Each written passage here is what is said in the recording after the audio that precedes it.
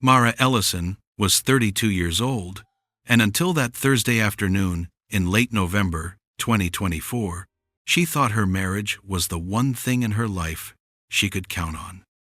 She was an administrative coordinator at a mid-sized tech firm in Denver, making about $48,000 a year. And for the past 5 years, she'd been married to Ryan, a man who seemed as reliable as the sunrise. That day, Mara made a decision that felt innocent, even romantic, a decision that would expose a truth so dark it would rewrite everything she believed about love, loyalty, and the man who promised her forever. She decided to surprise her husband on his business trip to Seattle. Ryan worked as a regional sales consultant for a tech company called Vertex Solutions, traveling frequently for client demos and conferences. His salary had climbed to around $78,000 annually, and he was good at what he did, confident, charming, always closing deals. Mara had supported every late night at the office, every weekend workshop, every business trip that took him away from their modest 2-bedroom apartment in Capitol Hill. Their marriage had seemed solid, predictable in the best way possible. They had weekly date nights when Ryan was in town. They talked about starting a family next year when his travel schedule calmed down. They'd spent last spring shopping for furniture at West Elm, arguing playfully about throw pillows and whether they needed a coffee table with storage. Mara thought they were building something real, something lasting. This particular trip was supposed to be a standard 3-day conference at the Ocean View Resort in Seattle, training sessions, client presentations, networking dinners. Ryan had left on Tuesday morning, kissing her goodbye at the door, his leather duffel bag slung over his shoulder as he headed to his silver Honda Accord in the parking lot. He'd seemed distracted that morning, checking his phone repeatedly over breakfast, but Mara had chalked it up to pre-conference jitters. He was pitching an important client, he'd explained while pouring coffee. This deal could mean a promotion, maybe even breaking into 6 figures. This conference could really change things for us, babe, he'd said, adjusting his tie in the hallway mirror. Mara had smiled and wished him luck, watching from their apartment window as he drove away. She'd planned to spend the week alone, catching up on Netflix, organizing their closet, maybe finally reading that novel her book club had assigned. It was a comfortable routine. Order Thai food, sprawl on the couch with her laptop, enjoy the quiet of an empty apartment. But Wednesday evening, everything changed. Her supervisor called with unexpected news. The big project Mara had been coordinating, a company-wide system migration, had been postponed by 2 weeks due to vendor delays. Even better, HR reminded her about an expiring flight voucher from a canceled business trip last quarter. Use it by Friday or lose it. Mara stared at the voucher confirmation email, an idea forming. When was the last time she'd done something spontaneous? When was the last time she'd surprised Ryan with anything more exciting than his favorite takeout? He'd been so stressed lately, working 12-hour days, bringing his laptop to bed. Maybe he needed this, a reminder that their marriage wasn't just about work and bills and planning for someday. She spent an hour researching flights. There was an Alaska Airlines flight leaving Thursday at 1:45 p.m. that would get her to Seattle by 3:20 p.m. Round-trip ticket, $267. She booked it without overthinking. Then she made a dinner reservation at a waterfront restaurant Ryan had mentioned wanting to try after seeing it featured in a travel article. Reservation for 2 at 7:30 p.m. confirmed. She even ordered a small bouquet of his favorite sunflowers for delivery to herself at the hotel, something bright and cheerful to surprise him with when she knocked on his door. Mara told her manager she had a family matter to attend to and needed Thursday afternoon off. She packed an overnight bag with a nice dress, her good jeans, the perfume Ryan always complimented. She imagined his face when he answered the hotel room door, the surprise, the delight, the spontaneous romance of it all. They'd have dinner overlooking Puget Sound, walk along the pier, reconnect away from the demands of their daily grind. The flight was smooth. Mara spent the hour and a half reading a thriller novel and thinking about her marriage. They'd met at a mutual friend's game night 6 years ago. Ryan had been working his way up from an entry-level sales position, driving all over Colorado to pitch software solutions to small businesses. Mara had just started at her tech firm, still idealistic about corporate life. They'd bonded over both having demanding jobs that didn't quite pay enough and dreams of traveling to places they couldn't yet afford. Their first date had been bowling, followed by pizza at a hole-in-the-wall place Ryan knew. He'd beaten her by 40 pins and hadn't let her forget it for months. He was competitive, ambitious, driven, qualities Mara had admired because they balanced her more cautious, methodical approach to life. He pushed her to take risks, to not settle for comfortable mediocrity. They'd married after dating for a year and a half, in a small ceremony at a mountain lodge outside Boulder. 60 guests, a string trio, vows they'd written themselves about choosing each other every day and building a partnership based on trust. Ryan had promised to be her constant in a changing world. Mara had promised to support his dreams and never let him face anything alone. For 5 years, those promises had felt real. The plane landed at 3:20 p.m., right on schedule. Mara grabbed her overnight bag from the overhead bin and made her way through the Seattle airport, her heart beating faster with excitement. The November afternoon was cool and damp, typical Pacific Northwest weather. She caught an Uber, a Toyota Prius, driven by a friendly woman named Chen, who spent the 25-minute drive recommending the best coffee shops in Capitol Hill. The Ocean View Resort was exactly as the photos had promised. Sleek modern architecture, floor-to-ceiling windows overlooking Elliott Bay, a circular driveway where valets in crisp uniforms assisted guests arriving in Teslas and BMWs. The lobby was all polished concrete and minimalist art, with a massive installation of suspended glass spheres that looked like frozen rain. Mara approached the front desk, suddenly aware of how out of place she felt in her practical jacket and comfortable flats among all these business executives in designer suits. The young man behind the counter, his name tag said Marcus, smiled professionally. "Checking in? Actually," Mara said, setting down her bag. "I'm here to surprise my husband, Ryan Ellison. He's staying here for a conference. Room 847. Marcus's fingers moved across his keyboard, his eyes on the screen. Mara watched his expression shift. Something flickered across his face. Confusion, then discomfort, then something that looked uncomfortably like pity. "I see Mr. Ellison checked in Tuesday," Marcus said carefully, his voice dropping slightly. "But ma'am, I'm not able to give you a room key without—" "I'm his wife," Mara interrupted, pulling out her driver's license and opening her phone to show their wedding photo. "See? Same last name. Same address in Denver." Marcus glanced at the photo, then back at his screen. He bit his lip. "Mrs. Ellison, the room is registered under your husband's corporate card, but there's—" He hesitated, clearly uncomfortable. "There's another guest listed on the reservation." The lobby suddenly felt too warm. Another guest. "Who?"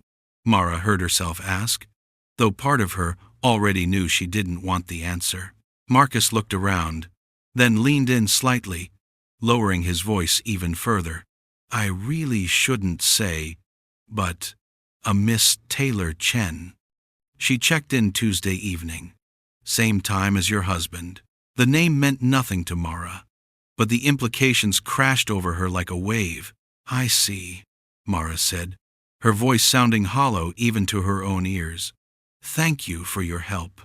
She walked away from the desk, her legs moving on autopilot toward the elevator bank. Other hotel guests brushed past her, couples laughing, business people on phones, a family with young children, normal people having normal evenings. Mara felt like she was watching them through glass, separate from their reality. She pressed the button for the 8th floor. The elevator doors closed, and she saw her reflection in the polished brass. A woman who suddenly looked lost, uncertain, afraid. The elevator rose smoothly, and Mara's mind raced. There had to be an explanation. Maybe Taylor was a colleague. Maybe they were working late, and the hotel made an error in the system. Maybe the doors opened on the 8th floor. The hallway stretched before her, silent and carpeted in deep burgundy. Framed photographs of Seattle landmarks lined the walls. The hotel smelled like expensive linen spray and something floral. Room 843, 845, 847. Mara stood outside the door, her overnight bag suddenly feeling impossibly heavy. Her boarding pass was still clutched in her other hand, the paper crumpled now from nervous gripping. She raised her hand to knock, but stopped when she heard voices through the door. A woman's voice, light, breathy, laughing. Then Ryan's deeper voice, saying something Mara couldn't quite make out. Then came the sounds that would replay in her nightmares for weeks afterward. Soft moans, the rhythmic creak of bed springs, heavy breathing, and Ryan's voice, his intimate voice, the one he used when they made love, saying things Mara had thought were meant only for her. "God, you feel incredible," she heard him say through the door. The woman's response was muffled but unmistakable in its meaning. Mara's hand dropped to her side. The hallway tilted. Her entire body went numb. Yet somehow she was hyper-aware of every detail, the hum of the ice machine down the corridor, the faint smell of cleaning solution, the abstract photograph across from room 847 showing circles within circles, like ripples in water. Her own heartbeat thundered in her ears, drowning out everything except those sounds from behind the door, sounds that meant her marriage was a lie, sounds that meant the man she trusted completely had been living a secret life. If you enjoy stories of shocking betrayals and powerful revenge, like this video and subscribe to the channel now. There are brand new stories here every day, each one more intense than the last. Drop a comment below telling me where you're watching from and what you think Mara should do next. Mara didn't know how long she stood there. Could have been 3 minutes, could have been 10. Time felt distorted, elastic. Part of her wanted to pound on that door, to burst in and confront them, to make Ryan face what he was doing. But a larger part of her, the analytical part that had made her good at her job, the part that planned and organized and thought 3 steps ahead, told her to wait, to think, to be strategic. Confronting them now, in her current state of shock and devastation, would accomplish nothing. Ryan would make excuses. The woman would probably disappear. It would be her word against theirs, her hurt feelings against their carefully constructed justifications. They'd find a way to make this her fault, the paranoid wife who couldn't handle her husband's professional relationships. No, Mara needed evidence. She needed to understand the full scope of what was happening before she made any moves. She needed leverage. She pulled out her phone with trembling hands and took a photo of the door, the room number clearly visible. She noted the time, 4:47 p.m. She took a photo of her boarding pass showing her arrival time. She opened her notes app and began typing, Thursday, the 21st of November, 2024, 4:47 p.m., room 847, Ocean View Resort, Seattle. Confirmed sounds of Ryan with another woman, Taylor Chen, per front desk. Intimate conversation and physical activity audible through door. Then Mara picked up her overnight bag, the sunflowers she'd ordered for Ryan, still waiting at the concierge desk, forgotten, and walked back to the elevator. She returned to the lobby and approached Marcus at the front desk again. "I need a room for tonight," she said, surprised by how steady her voice sounded. "Do you have anything available?" Marcus looked relieved that she wasn't making a scene. "Of course, Mrs. Ellison. We have a deluxe room on the 5th floor for $312 per night." Mara handed over her credit card, their joint credit card. She thought with bitter irony. Money that would come from the account they shared, the life they'd built together. She took the key card to room 523 and rode the elevator up, this time seeing her reflection clearly. Her face was pale, her eyes too bright, her expression eerily calm. She looked like someone in shock, moving through the motions of normalcy, while her entire world collapsed around her. The room was nice king bed, with white linens, a view of the bay, a minibar she desperately wanted to raid but didn't. Mara sat on the edge of the bed and pulled out her phone. Her first instinct was to call Ryan, to scream at him, to demand answers. Instead, she opened her messages and carefully, methodically, composed a text. "Hey babe, hope the conference is going well. I've been thinking about you all day. Miss you. Can't wait to hear about the presentations when you get home. Love you." She stared at the message for a long moment before hitting send. Let him think everything was normal. Let him believe she was home in Denver, trusting and clueless. Let him have no idea that his wife knew the truth. 3 dots appeared almost immediately.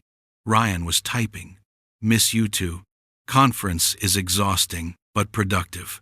Ryan's presentation today was really strong. Lots of good client feedback. Probably going to be another late night with networking dinners. Love you." Mara felt sick reading his casual lies.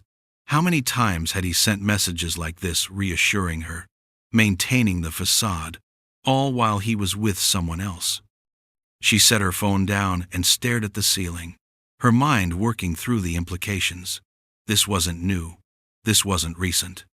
You don't book someone into your hotel room for a conference if it's a first-time affair. The front desk had Taylor checked in Tuesday evening, the same time as Ryan. This was coordinated. This was planned. How long had this been going on? How many business trips had been covers for meeting Taylor? How many late nights, at the office, had been lies? Mara spent that night in her hotel room, barely sleeping. Every time she closed her eyes, she heard those sounds from room 847. Every time she started to drift off, she'd jolt awake, her heart racing. She ordered room service at midnight, a burger she barely touched, and spent hours on her phone researching. She looked up divorce laws in Colorado. She learned about adultery, about property division, about how documentation could impact settlements. She read articles about surviving infidelity, about recognizing the signs she'd missed, about protecting yourself financially when a marriage ends. She also searched for Taylor Chen. LinkedIn showed an account manager at a competing tech firm, younger than Mara, maybe 27 or 28, with an impressive profile and a confident smile in her headshot. Was this professional competition or personal attraction? Or both? By 3 a.m., Mara had made some decisions. She wasn't going to confront Ryan in Seattle. She wasn't going to give him any warning that she knew. She was going to fly back to Denver as planned Friday morning, and she was going to spend the weekend gathering information, understanding the full scope of the betrayal, and planning her response. Because Mara understood something that Ryan apparently didn't.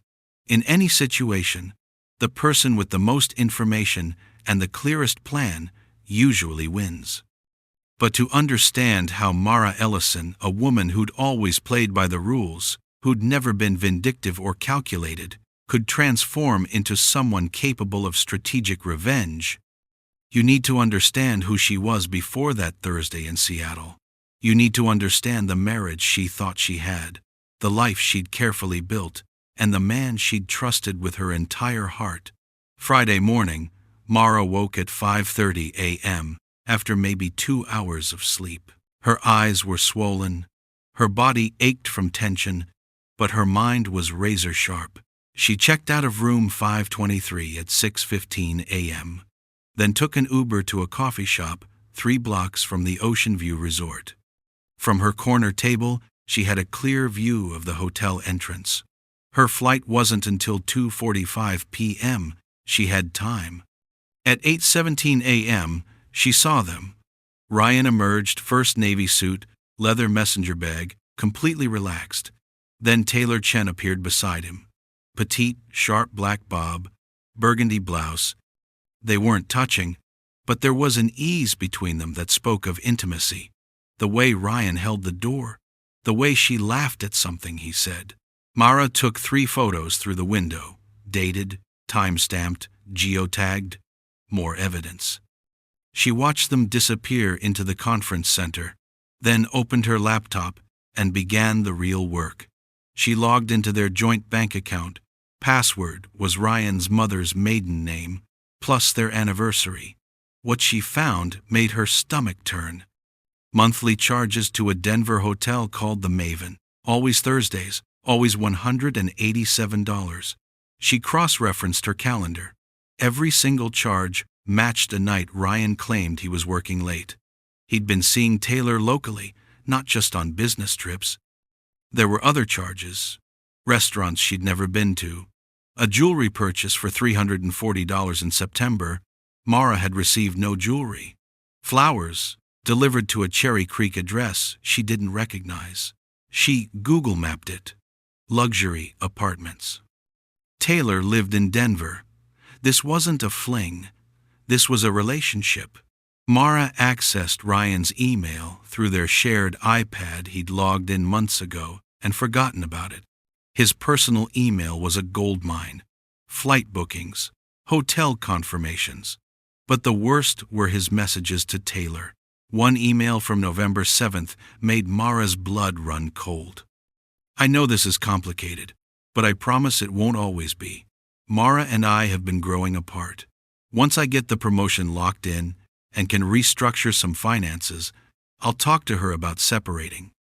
Probably after the holidays. By spring, we can be together for real. I love you, T. Mara read it 3 times, hands shaking. He was planning to leave her. And he was going to restructure finances.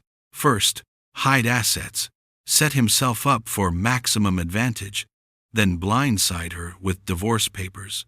Everything about their future had been a lie. She took screenshots of everything. Emails, transactions, hotel bookings. She created a folder labeled Evidence and organized it methodically by date and category. She was building a case, though she still wasn't sure exactly what she'd do with it. The flight home was a blur. Mara arrived at their apartment just after 6 p.m. The November evening was already dark and cold. She stood in the parking lot, looking up at their second-floor windows, dark, lifeless. This had been her home for 3 years. Now, it felt contaminated. Inside, she poured herself a glass of wine and pulled out her phone.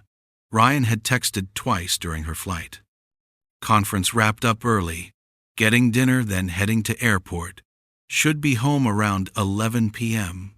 Miss you. Just boarded. Can't wait to see you. Love you. Each message felt like a performance. Mara didn't respond. Instead, she opened a new note and started writing not to Ryan, but to herself. How long has this been going on? How much money has he hidden? What do I want, justice or revenge? Do I want this public or private? She'd never thought of herself as vindictive, but something had broken in that Seattle hallway. She didn't just want out.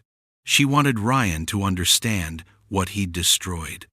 At 10:47 p.m., keys rattled in the door. Mara was on the couch in sweatpants, TV muted, trying to look like she'd spent a normal Friday at home. Ryan came through, rolling his carry-on, smiling when he saw her. "Hey, babe." He kissed her forehead. "God, it's good to be home." Mara looked up at him, this man who'd promised to be faithful. She searched his face for guilt. There was nothing, just affection and practiced ease. "How was the conference?" "Intense, but good. I think we're landing the contract. David said he's impressed with how I've been handling things." The promotion might happen this quarter. Ryan grabbed a beer, completely relaxed.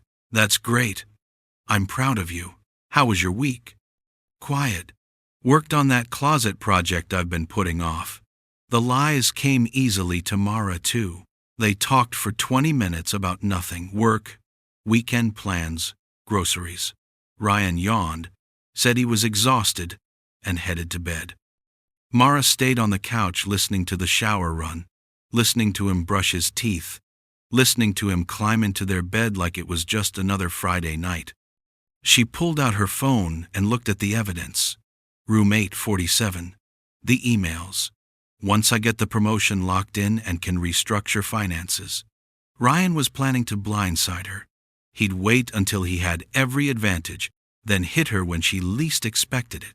Mara opened her laptop and searched for divorce attorneys in Denver. She needed someone who specialized in complex asset division, someone who could help her protect herself before Ryan knew she was coming. But she also needed to understand what Ryan had already done with their money. If he was restructuring finances, he'd already started hiding assets. When Mara finally went to bed at 2 a.m., Ryan was sleeping peacefully. She climbed in and stared at his back, the back that now belonged to a stranger. "You made a mistake," she whispered. "You thought I'd never find out. You thought I'd be easy to leave. You thought wrong." Tomorrow she'd start documenting everything. She'd find what he'd hidden.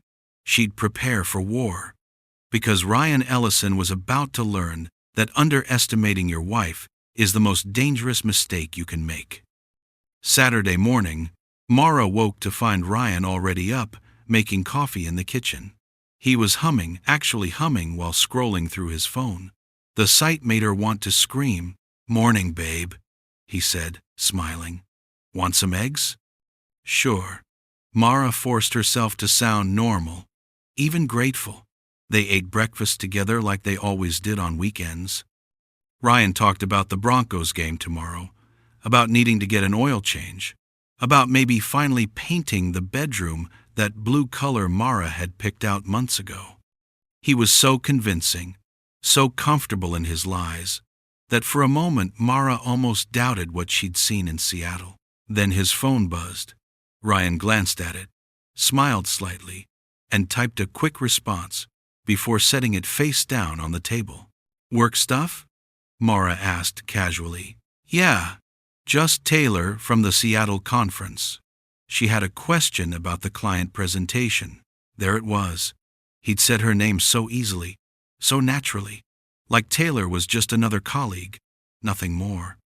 "That's nice of her to follow up on the weekend," Mara said, taking a sip of coffee to hide her expression. "She's dedicated, really sharp." Ryan stood, stretching. "I'm going to hit the gym. Back in an hour?"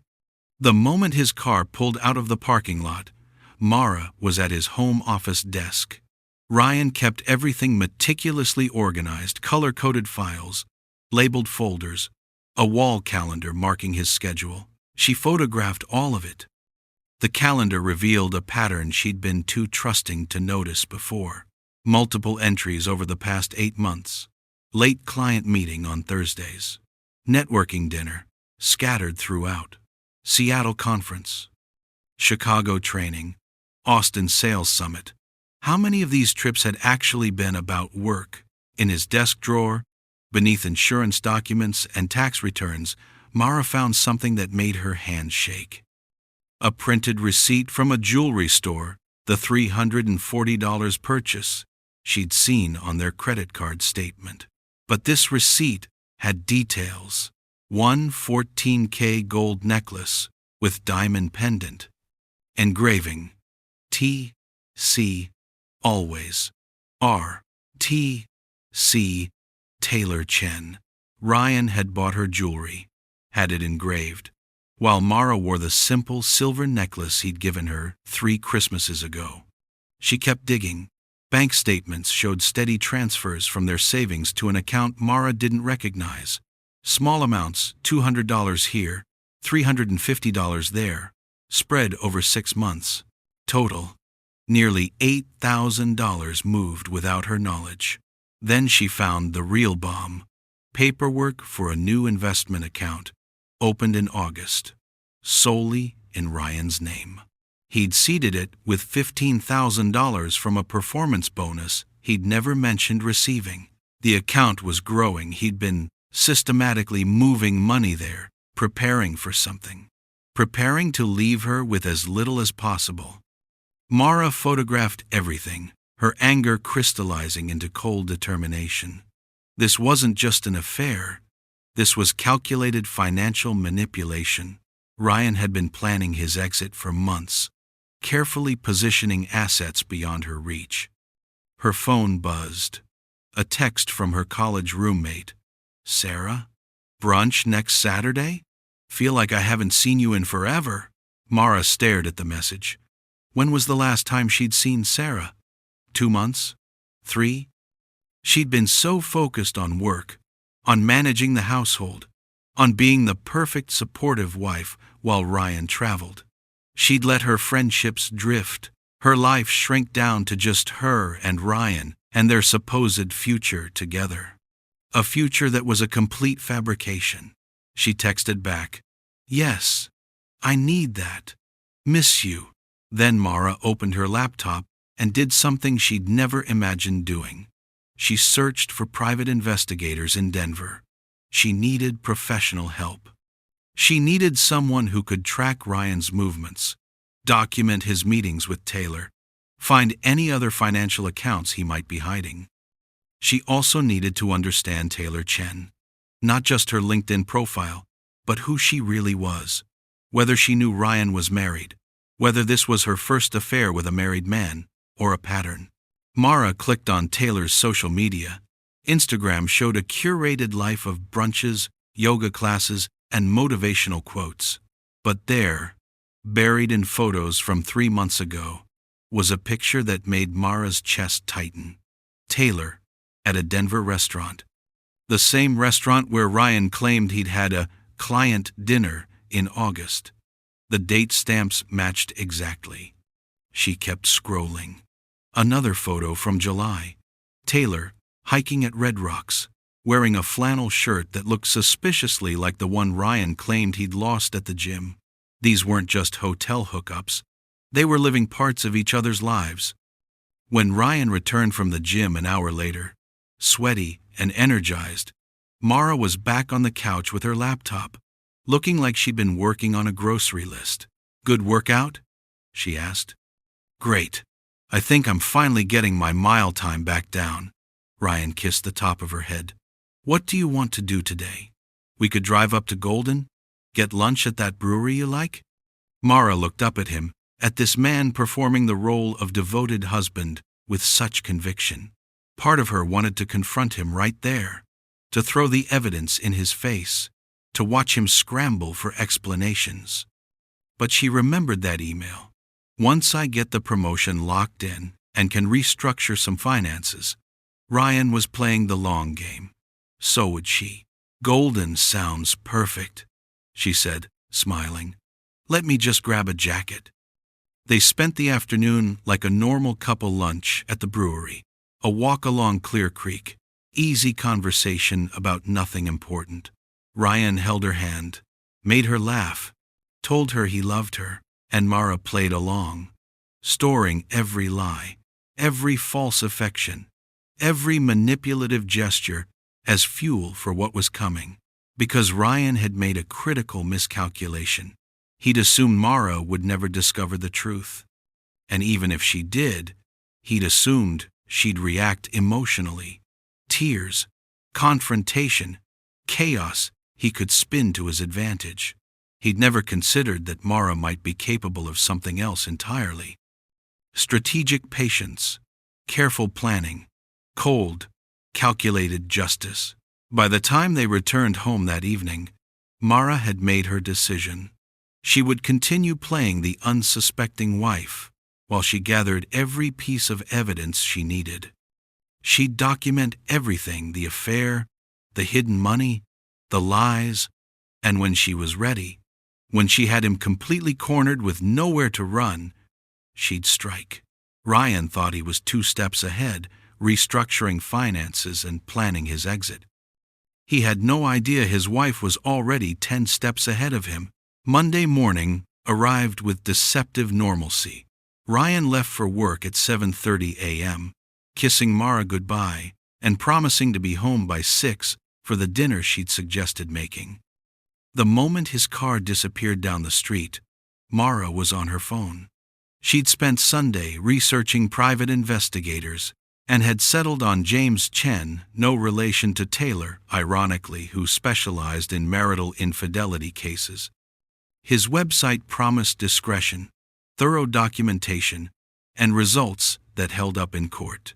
"Mrs. Ellison," James said when she called. His voice was professional, sympathetic. "Tell me what's going on." Mara explained everything. The Seattle hotel room, the bank transfers, the jewelry receipt, the emails about restructuring finances. When she finished, James was quiet for a moment. "I'm sorry you're going through this," he said finally. "But I have to tell you, you've already done excellent work gathering evidence. Most clients come to me with just suspicions. You have documentation. I need more." Mara said, "I need to know everywhere they've been together. I need to know if there are other accounts I haven't found, and I need to understand who Taylor Chen really is." "I can do all of that," James confirmed. "Give me 1 week. I'll have a complete picture for you." That afternoon, Mara took a long lunch from work and drove to a law office in downtown Denver. Rachel Morrison came highly recommended, a divorce attorney known for being aggressive, strategic, and protective of her clients' financial interests. Rachel was in her early 50s, sharp-eyed and direct. She listened to Mara's story without interruption, occasionally making notes. "You have an exceptionally strong case," Rachel said when Mara finished. "Colorado is a no-fault divorce state, which means adultery doesn't technically impact the divorce itself. But it absolutely affects how judges view property division and spousal support. With your documentation, especially evidence that Ryan was deliberately hiding assets, you're in an excellent position." "What would you recommend?" Mara asked. "We file for divorce, citing the irretrievable breakdown of the marriage. We immediately request forensic accounting to uncover all hidden assets. We push for you to retain your full share of marital property, possibly more given his financial manipulation. And we make it very clear that if Ryan tries to fight dirty, we'll make everything public, the affair, the hidden money, all of it." Mara felt something settle in her chest. Control, strategy, power. "How soon can we move?" "I'd recommend waiting until your investigator completes his work," Rachel said. "The more ammunition we have, the better. But we should be ready to file within 2 weeks. Once we serve him, everything moves quickly." That evening, Ryan came home right on time, carrying flowers from the grocery store mixed bouquet. Nothing special, but the gesture was calculated. He'd been doing this lately, Mara realized. Small romantic gestures, extra affection, as if he sensed something shifting and was trying to secure her trust. "For my beautiful wife," Ryan said, handing her the flowers. "Just because." Mara arranged them in a vase, playing the role he expected. They made dinner together, pasta with marinara, salad, garlic bread. Ryan talked about his day, about a difficult client, about office politics. He seemed relaxed, unburdened. "I've been thinking," Ryan said over dinner, "maybe we should plan that vacation we've been talking about. Christmas in Mexico? Just you and me. A beach resort, completely unplugging." Mara looked at him across the table. Was this part of his plan? Take her on a romantic vacation, then return and ask for a divorce? Soften the blow with good memories? "That sounds wonderful," she said. "Let's look at options this weekend." After dinner, Ryan's phone buzzed repeatedly. He glanced at it, frowned, then excused himself to the bedroom to take a call. Mara crept closer to the door, listening. "I know. I know, Ryan was saying, his voice low and tense. I told you. I'm working on it. After the holidays, like we discussed. No, she doesn't suspect anything. Taylor, please, you have to trust me on the timing. There was a long pause. Mara could hear the frustration in his voice when he spoke again. I love you too. I promise this will all be over soon. Just a few more months and we can stop hiding. Mara backed away before Ryan could catch her listening. When he emerged 5 minutes later, he looked stressed, but quickly masked it with a smile. Everything okay? Mara asked innocently. Yeah, just work drama. Taylor's stressed about the client presentation next week. The lie came so easily to him. Wednesday afternoon, James the investigator called with his preliminary findings. Mrs. Ellison, I think you need to come to my office. There's more here than I expected. An hour later, Mara sat in James's modest office in Capitol Hill, looking at a folder thick with documents and photographs. Taylor Chen is 28 years old, James began. She's been with Vertex Solutions' competitor, Quantum Tech, for 3 years. She's an account manager, pulls in about $72,000 annually. But here's where it gets interesting. He pulled out printed emails. I was able to access some of Taylor's correspondence through a contact who works in tech. She and Ryan aren't just having an affair, they've been sharing confidential client information. Ryan's been feeding her details about Vertex's sales strategies, upcoming pitches, client vulnerabilities. Mara's stomach dropped. He's committing corporate espionage? Looks that way. And Taylor's been using that information to undercut Vertex's bids with her own clients.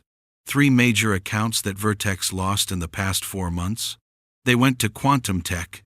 Taylor closed all 3 deals using information that appears to have come from Ryan. James pulled out another document. There's more. Ryan's performance bonuses, the ones he's been hiding from you?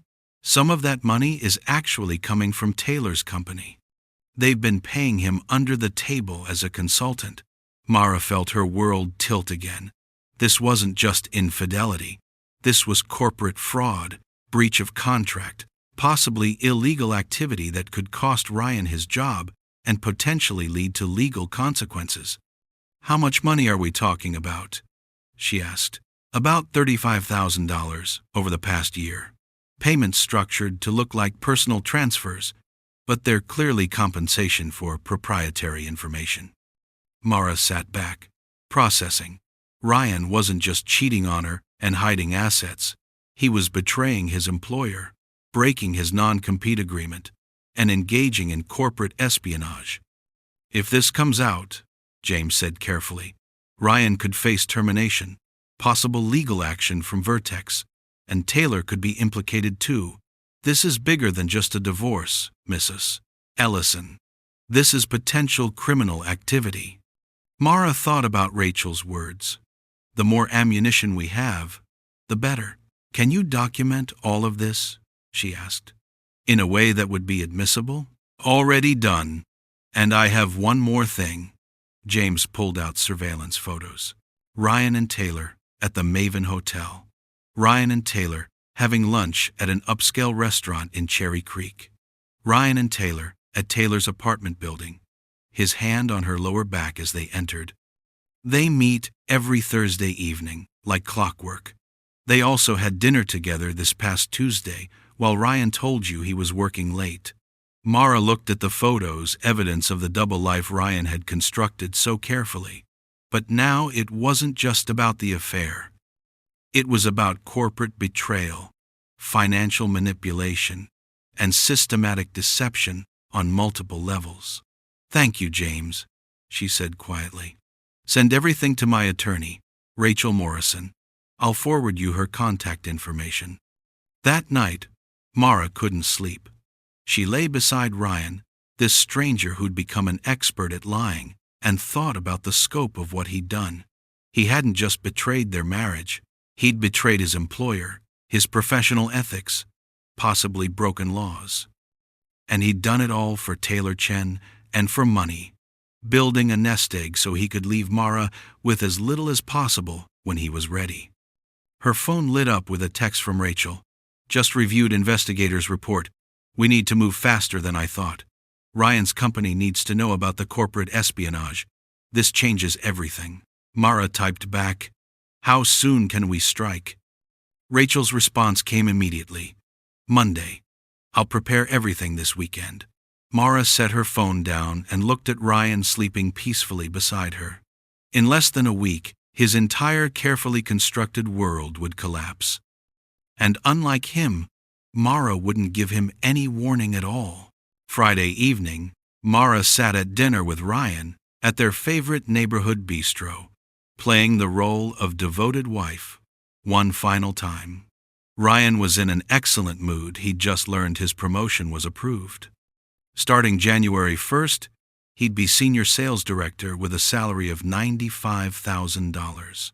This changes everything for us, babe, Ryan said, raising his wine glass. We can finally start looking at houses, maybe even think seriously about kids. Mara clinked her glass against his, smiling. I'm so proud of you. Everything about this moment was a performance. Ryan performing future promises he had no intention of keeping. Mara performing the trusting wife who didn't know her husband was already planning to divorce her once he'd restructured finances. But Mara had spent the week doing her own restructuring. She'd met with Rachel 3 times, preparing documents. She'd organized every piece of evidence into a comprehensive package. She'd opened her own bank account and quietly transferred her half of their savings before Ryan could move more money. She'd even found a small 1-bedroom apartment and put down a deposit, ready to move out the moment the divorce was served. I was thinking, Ryan said, reaching across the table to take her hand. That Mexico vacation in December. Let's book it this weekend. You deserve a break. And honestly, so do I. Let's just be us for a week. Mara squeezed his hand, thinking about how in 4 days, Ryan would understand that there was no more us. Let's do it, she said. Saturday morning, Rachel called. Everything's ready. Monday at 10 a.m., I'm filing your divorce petition.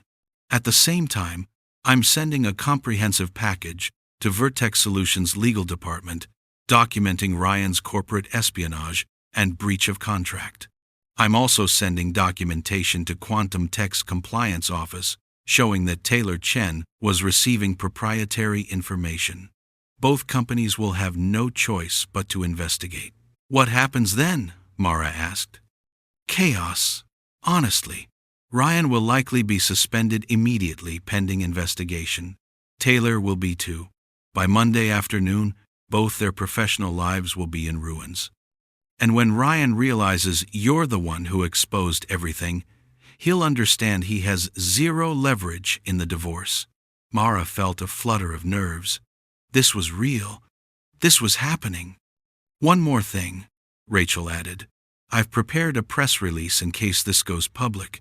Given the corporate fraud angle, there's a chance business reporters might pick it up. Do you want me to hold off on that, or? Send it, Mara said firmly. Ryan chose to betray his employer and his wife. He chose to commit fraud. He deserves whatever consequences come from that. Understood. I'll coordinate everything for Monday morning. That weekend, Mara moved through the motions of normalcy. She and Ryan went to brunch with friends. They watched a movie. They made love Saturday night. And Mara felt absolutely nothing, just the cold satisfaction of knowing this was the last time Ryan would touch her. Sunday evening, Ryan received a text that made him tense. Mara watched him read it, watched his jaw tighten. Everything okay? She asked. Yeah, just. Taylor's freaking out about something at work. Thinks there might be an audit coming or something. Ryan typed a quick response. Probably nothing. You know how corporate paranoia goes. Mara nodded sympathetically, thinking about how Taylor's paranoia was completely justified. Monday morning, Mara woke at 5 a.m. She dressed carefully, navy pantsuit, white blouse, the outfit she wore when she needed to feel powerful. She made coffee, forcing herself to eat breakfast even though her stomach was churning. Ryan left for work at 7:30, completely oblivious. "Love you, babe. See you tonight. See you tonight," Mara echoed, knowing that when Ryan came home, everything would have changed. At 9:45 a.m., Mara received a text from Rachel. "Filing now." At 10:07 a.m., divorce petition filed. Evidence packages sent to both companies. Process server is en route to Ryan's office. At 10:23 a.m., Mara's phone rang. Ryan. She let it go to voicemail. He called again immediately. Then again. Then a text. "Mara, what the fuck is going on? I just got served with divorce papers at my fucking office. In front of everyone. Call me now." Another call. Another text. "Did you really send corporate espionage accusations to my company? Are you insane? Then, my boss just put me on administrative leave. Call me right now." Mara blocked his number and called Rachel instead. "It's done," Rachel said. "Ryan was served at 10:15. According to my contact at Vertex, he was escorted to HR immediately. Taylor Chen was served with a cease and desist from Quantum Tech at 10:30. Both companies are launching investigations." "How bad will this be for him?" Mara asked. "Professionally? Catastrophic. He'll likely lose his job. The promotion is definitely gone. If Vertex decides to pursue legal action for the stolen proprietary information, he could face lawsuits. His reputation in the industry is finished."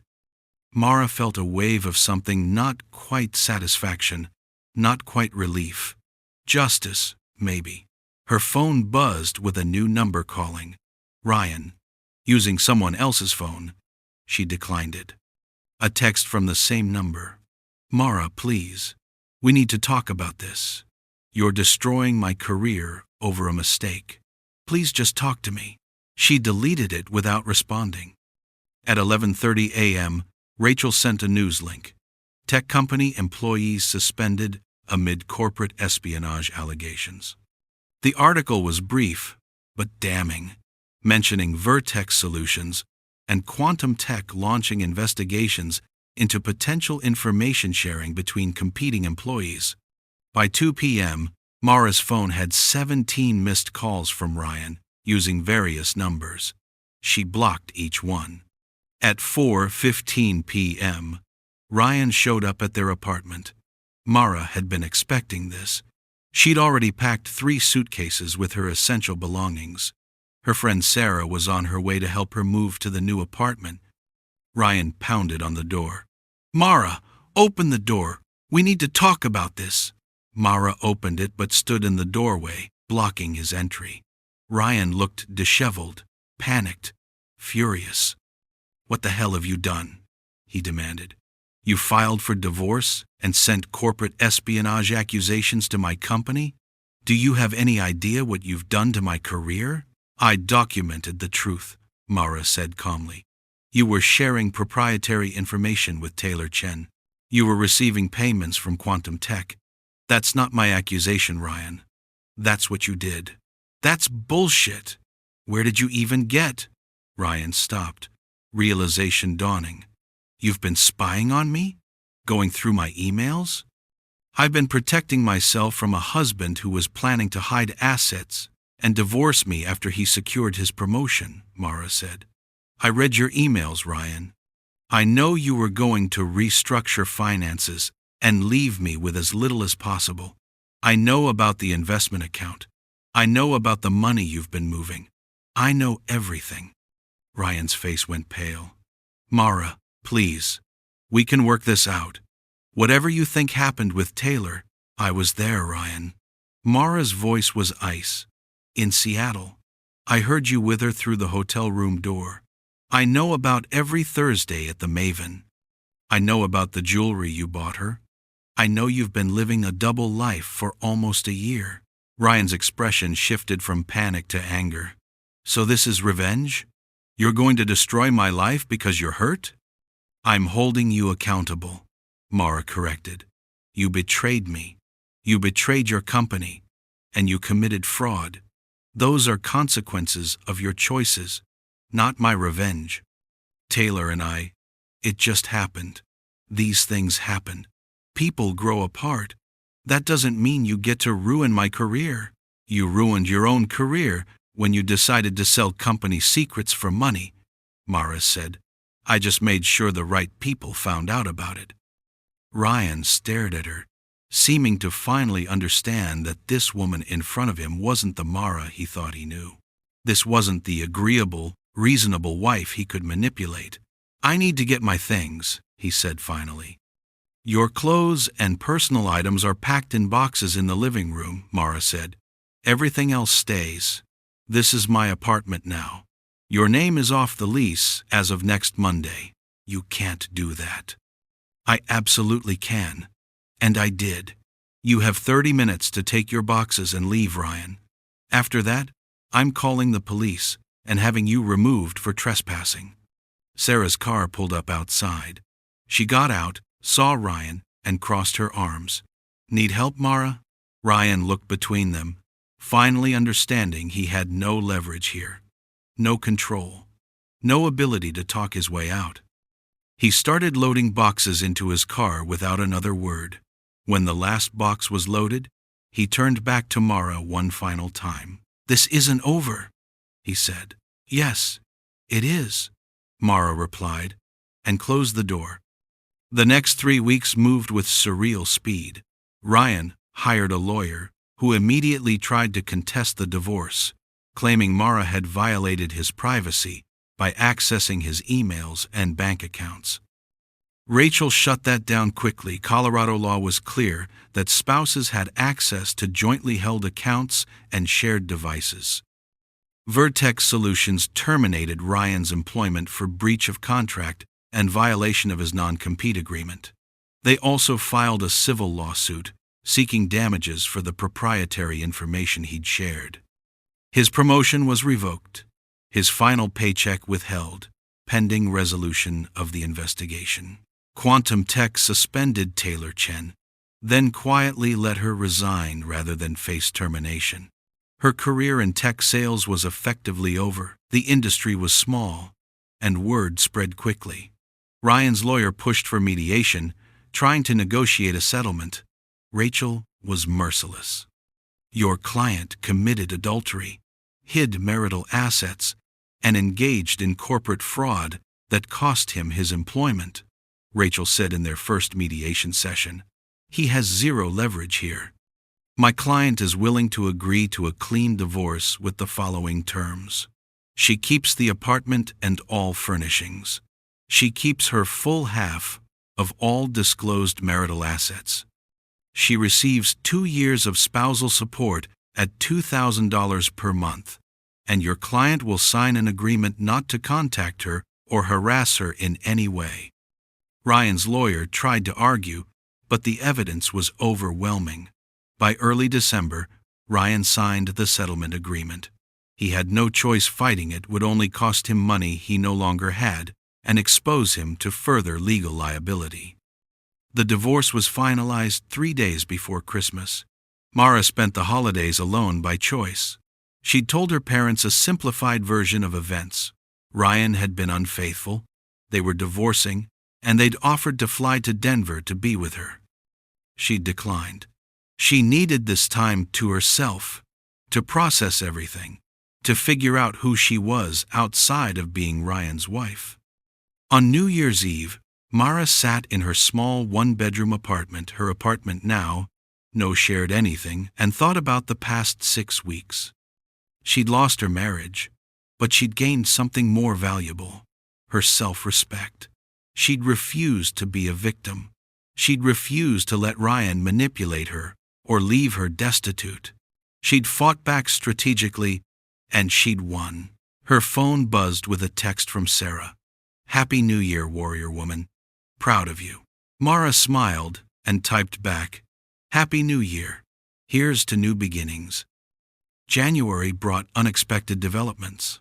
A woman named Christine Morrison reached out through LinkedIn, explaining that she'd worked at Vertex Solutions 3 years ago and had also been involved with Ryan. When she'd tried to end things, Ryan had made her work life so miserable that she'd eventually quit. "I wish I'd been brave enough to speak up," Christine wrote, "but I was afraid no one would believe me. Thank you for holding him accountable." 2 other women contacted Mara with similar stories. Ryan had a pattern targeting women at work, using his charm and position to manipulate them, then discarding them when they became inconvenient. Mara compiled all their statements and sent them to Rachel, who forwarded them to Vertex's legal team. The company was now considering additional action against Ryan for creating a hostile work environment over multiple years. By February, Ryan had moved back to Kansas City, where he'd grown up, taking a mid-level sales job that paid half what he'd made at Vertex. His LinkedIn profile was noticeably sparse, his recommendations disappeared, his reputation was permanently damaged. Taylor Chen had left Colorado entirely, relocating to Portland and changing industries. She was working in retail management now, her tech career over. And Mara was thriving in ways she hadn't expected. She'd gotten a promotion at work in January. Her focus and drive hadn't gone unnoticed. She'd reconnected with old friends, joined a book club, started taking weekend hiking trips. She'd even begun dating cautiously, though she wasn't rushing into anything. One Saturday in March, Mara was hiking at Red Rocks, the same place Taylor had posted about months ago. She stood at the top of the trail, looking out over the Denver skyline, and felt something she hadn't felt in years. Freedom, peace, pride in herself. Her phone buzzed with an email. It was from Rachel, forwarding a message from Christine Morrison. "I wanted you to know that because you spoke up, I've found the courage to file my own complaint about what happened to me at Vertex. The company is taking it seriously. You changed something, Mara. You made it possible for others to come forward. Thank you." Mara read it twice, tears stinging her eyes. She'd started this journey wanting justice for herself. But somewhere along the way, it had become about something bigger, about holding powerful people accountable, about refusing to let betrayal happen in silence, about making sure other women didn't suffer the same fate.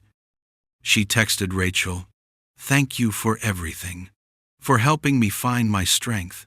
Rachel's response came quickly. "You always had that strength. You just needed someone to remind you to use it."